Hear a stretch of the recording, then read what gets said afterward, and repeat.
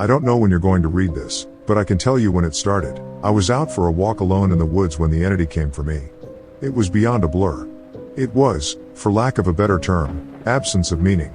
Where it hid, there were no trees. Where it crept closer, there was no grass. Through the arc it leapt at me, there was no breeze of motion.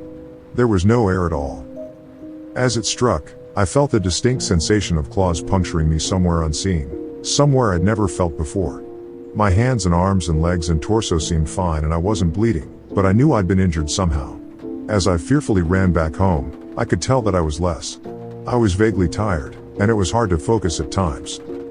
The solution at that early stage was easy. A big cup of coffee helped me feel normal again. For a while, that subtle drain on my spirit became lost in the ebb and flow of caffeine in my system. You could say my life began that week, actually, because that was when I met March. She and I got along great, though, to be honest, I'm pretty sure I fell in love with her over the phone before we even met. It was almost as if the strong emotions of that first week made the entity fight back. It was still with me, latched on to some invisible part of my being. The first few incidents were minor, and I hardly worried about them. The color of a neighbor's car changed from dark blue to black one morning, and I stared at it before shaking my head and shrugging off the difference. 2 days later, at work, a coworker's name changed from Fred to Dan. I carefully asked around, but everyone said his name had always been Dan. I figured I'd just been mistaken. Then, as ridiculous as this sounds, I was peeing in my bathroom at home when I suddenly found myself on a random street.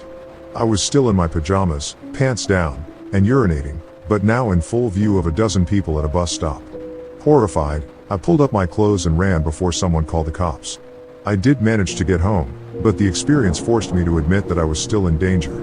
The entity was doing something to me, and I didn't understand how to fight back. Mar showed up that evening, but she had her own key.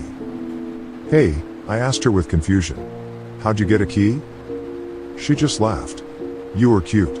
Are you sure you're okay with this?" She opened a door and entered a room full of boxes. I know living together is a big step, especially when we've only been dating 3 months. Living together? I'd literally just met her the week before. Thing was, my mother had always called me a smart cookie for a reason. I knew when to shut my yap. Instead of causing a scene, I told her everything was fine, and then I went straight to my room and began investigating.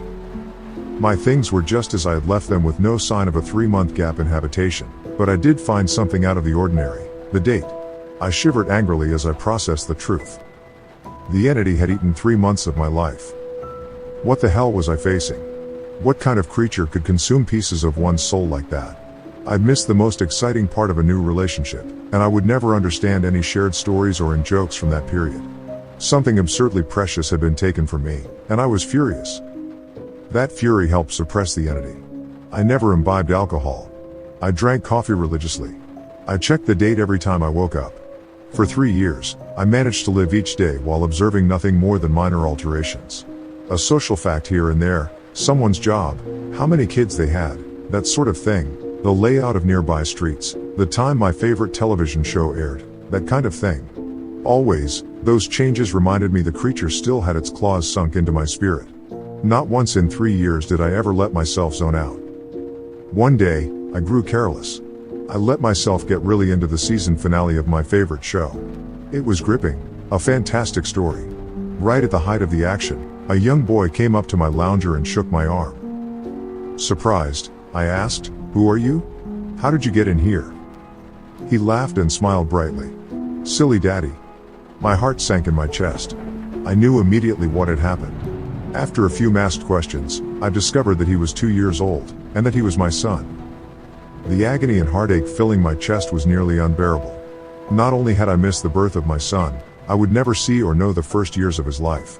Mar and I had obviously gotten married and started a family in the time I'd lost, and I had no idea what joys or pains those years contained. It was snowing outside. Holding my sudden son in my lap, I sat and watched the flakes fall outside. What kind of life was this going to be if slips in concentration could cost me years? I had to get help. The church had no idea what to do.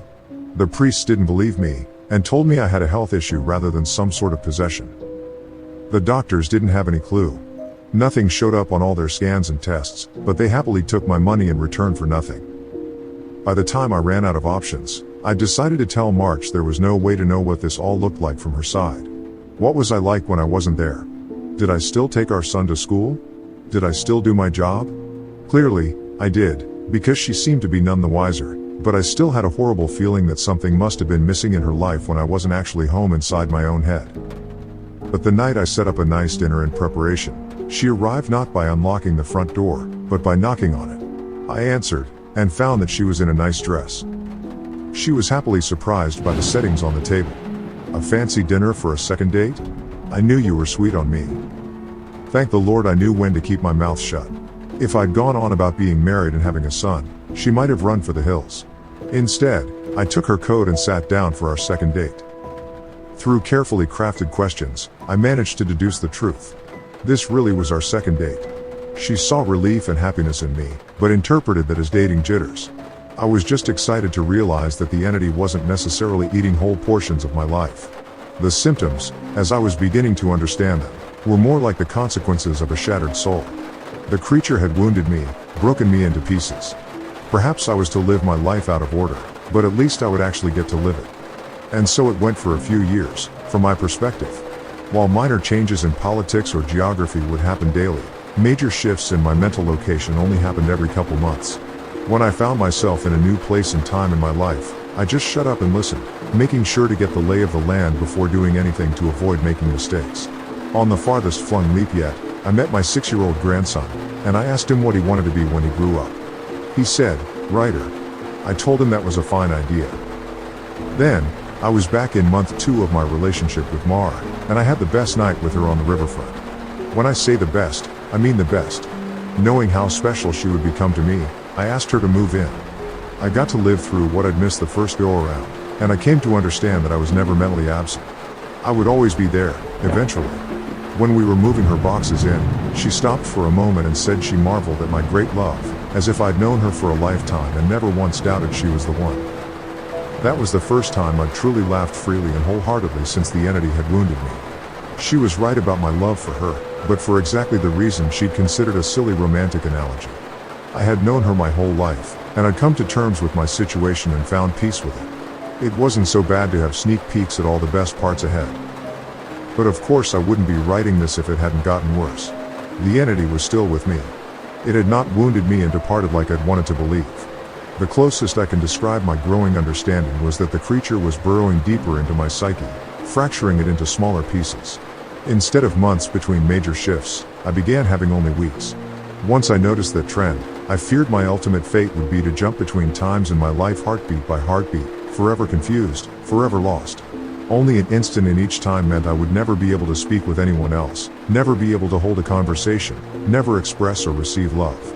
As the true depth of that fear came upon me, I sat in an older version of me and watched the snow falling outside. That was the one constant in my life. The weather didn't care who I was or what pains I had to face. Nature was always there. The falling snow was always like a little hook that kept me in a place. The pure emotional peace it brought was like a panacea on my mental wounds, and I'd never yet shifted while watching the pattern of falling white and thinking of the times I'd gone sledding or built a snow fort as a child. A teenager touched my arm. "Grandpa?"